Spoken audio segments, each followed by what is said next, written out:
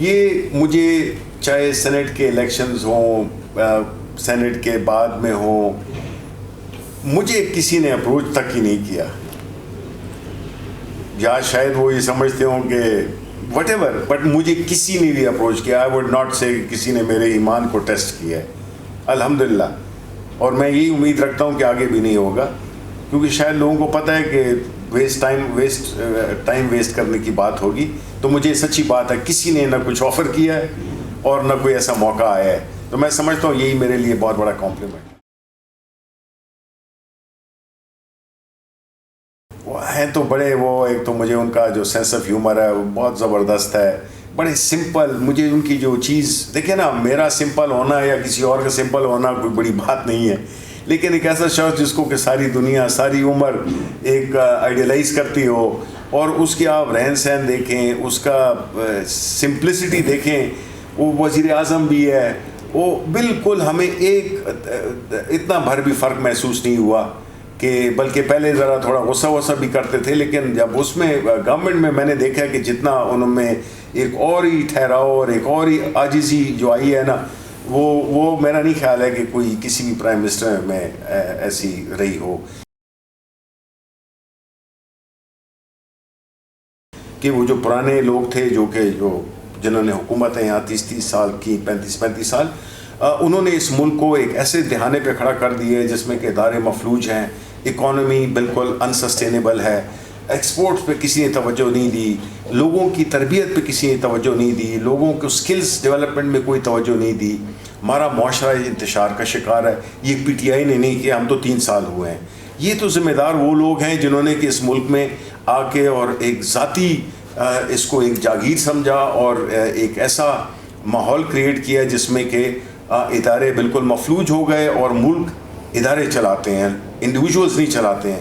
تو ہمیں یہ جو 3 سال میں جو ہم یہ اتنی مشکلات آئیں، دیکھیں نا کووڈ آ گیا، اس کے باوجود بھی ہم نے الحمدللہ بڑی اس کے ساتھ محنت کے ساتھ اور ہم نے اس کو کشتی کو سنبھالے رکھا.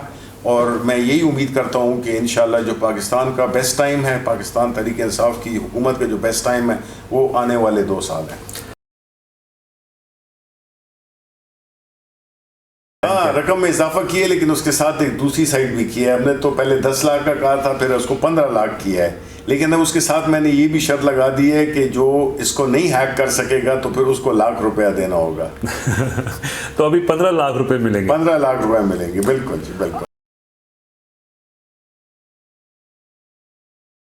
انشاءاللہ دیکھیں جی، پرائم منسٹر صاحب کی یہ اس میں کوئی ذاتی فائدہ نہیں ہے، بلکہ جو سٹنگ حکومت ہوتی ہے اس کے پاس تو بڑے وسائل ہوتے ہیں کہ وہ الیکشنز کو انفلوئنس کرے. لیکن آپ نے دیکھا ہوگا کہ جتنے بھی الیکشنز ہوئے ہیں، کچھ میں ہم کم میں جیتے، زیادہ میں ہارے. ہم جتنے بھی وہ ہوئے ہیں، جو کہ PMLN کی جو سیٹس خالی ہوئی تھیں یا پیپلز پارٹی کی، تو وہ انہوں نے تو ریٹین کی، لیکن ہم نے کوئی ایسی کوشش نہیں کی ہے جس سے کہ ہم الیکشنز کو کنٹروورشل بنائیں.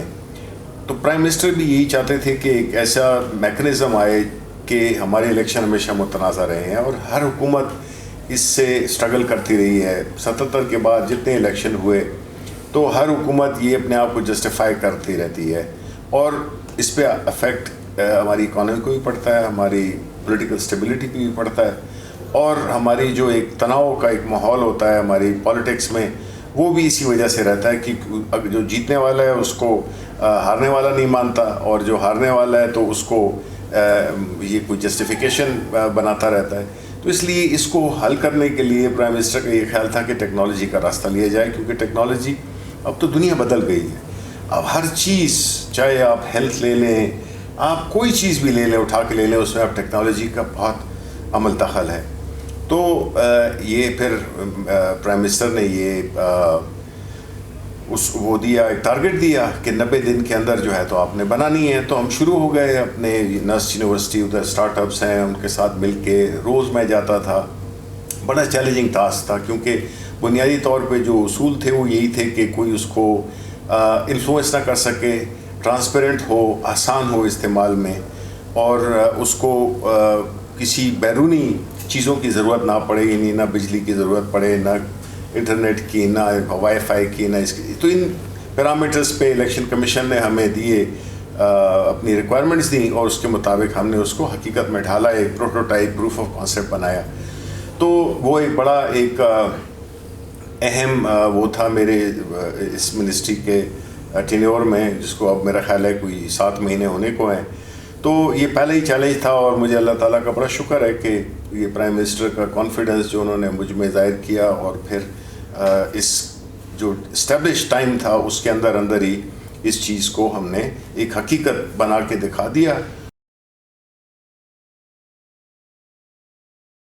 عمران خان کی لیڈرشپ میں ہی جو اگلی ٹرمز ہیں اس میں آگے جا سکتا ہے, کیونکہ پاکستان جس طرح میں نے پہلے بھی کہا افورڈ نہیں کر سکتا کہ یہ وہ ایک آگے تو ایک کوئی بادشاہی نظام لے آئے, کوئی اپنے ذاتی وہ سمجھے, ایک جاگیر سمجھے اس ملک کو, اس ملک کے لوگوں کی بہتری کے لیے وہ چیزیں نہ کی ہوں جو کہ عمران خان کے ذہن میں اور جو وہ کر رہے ہیں.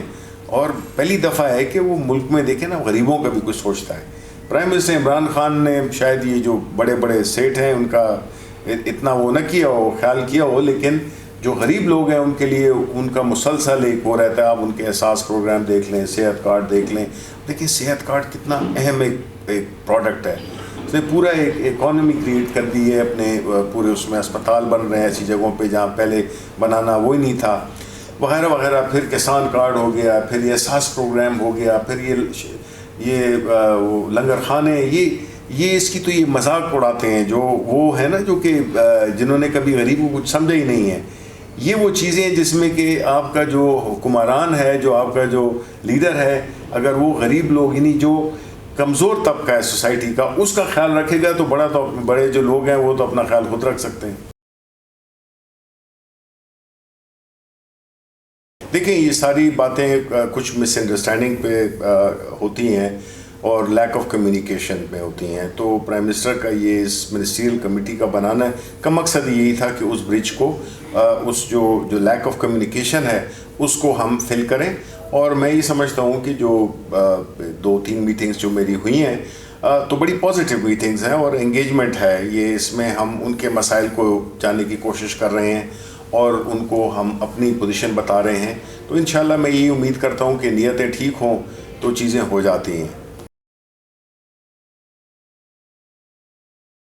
دیکھیں پرائم منسٹر صاحب تو ان کی تو مطلب ہے کہ مجھے جب EVM کا ہوا تب بھی ان کو کیونکہ ایک رسپانسبلٹی دی تھی اور ایک خاص وقت میں وہ اس میں چیزیں ہونی چاہیے.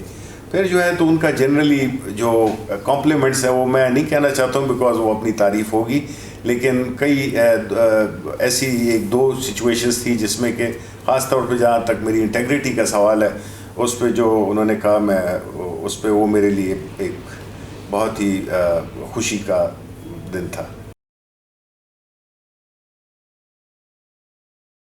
دیکھیں یہ آپ نے بالکل درست کہا کہ کوئی بھی ملک ہو جس میں کہ سائنس اور ٹیکنالوجی کو وہ اہمیت نہ حاصل ہو جو کہ وہ ڈیزرو کرتی ہے, بلکہ کئی ملکوں میں تو ہم نے یہ دیکھا ہے کہ وہاں پہ جو سائنس کی منسٹری ہوتی ہے وہ پرائم منسٹر کے آفس کے ڈائریکٹ انڈر ہوتی ہے اور وہ اس کی اہمیت کا احساس اس کا بھی یہاں کا بھی یہی حال ہے کہ اگر آپ دیکھیں ہمارا ایڈریس ہے وہ 1 کانسٹیٹیوشن ایونیو ہے, پرائم منسٹر آفس کے بالکل اپوزٹ ہیں. تو جو فریمرز تھے ان کو پتہ تھا کہ اس منسٹری کا کیا رول ہوگا. بدقسمتی سے وہ رول اس منسٹری نے شاید ادا نہیں کیا یا حکومتوں نے اس کو ان کی پرائرٹی پہ یہ چیزیں نہیں تھیں.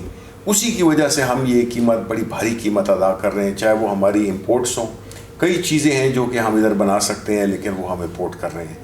تو جب سے میں آیا ہوں تو ہم نے ایک کلچر پہلے تو انٹروڈیوس کیا ہے کہ ہم صرف ریسرچ برائے ریسرچ کو نہیں مانیں گے. ریسرچ تو بڑی امپورٹنٹ چیز ہے, R&D اہم ترین چیز ہے, لیکن ہم پرائیورٹی یا ویٹیج اس ریسرچ کو دیں گے جو کہ ایکچولی اس میں ٹرانسلیٹ ہو کسی عملی چیز میں, وہ چیز جو کہ پاکستان کے عوام, پاکستان کی اکانومی کی کوالٹی آف لائف میں, آسانی میں وہ مددگار ثابت ہو. دیکھیں ملتا ضرور ہے اس لیے کہ میں نے یہ دیکھا ہے کہ جتنے بھی 2 چیزیں ہوتی ہیں, ایک تو آپ کو آپ کا مذہب جو ہے تو آپ کو سکون دیتا ہے, اور دوسرا یہ ہے کہ جہاں تک زندگی کے اس دنیا کے جو مسائل ہوتے ہیں یا وہ ہیں تو اس کا جواب میں شاعری میں ڈھونڈتا ہوں. غالب سے مجھے اس کے اکثر جوابات ملتے ہیں اور اپنے ابا کی شاعری کی. مطلب ہے کہ کوئی چیز ہے,